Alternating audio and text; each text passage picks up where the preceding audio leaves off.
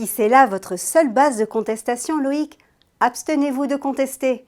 Vous perdriez votre temps, le rejet est assuré.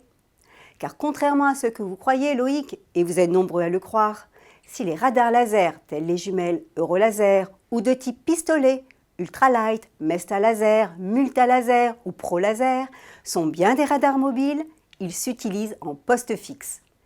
Et c'est là qu'est toute la nuance.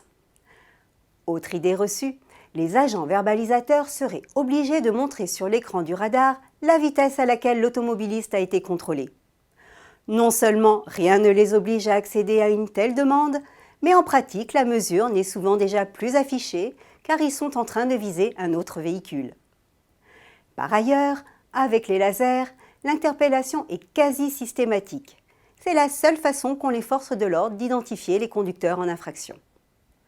À défaut, si vous n'étiez pas arrêté, ça arrive, rien ne sert de réclamer la photo. À la différence des radars à effet Doppler, les lasers ne sont pas couplés avec un appareil photo. En revanche, comme vous n'avez pas été identifié, vous pouvez échapper à votre responsabilité pénale et à la perte de points en niant être l'auteur de l'infraction. Quoi qu'il en soit, ne sous-estimez jamais ces radars.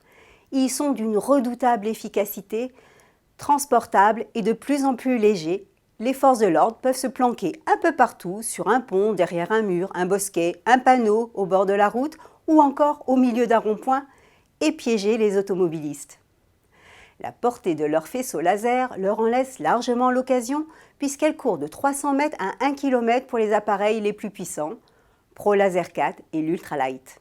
Alors, ouvrez l'œil et à la semaine prochaine.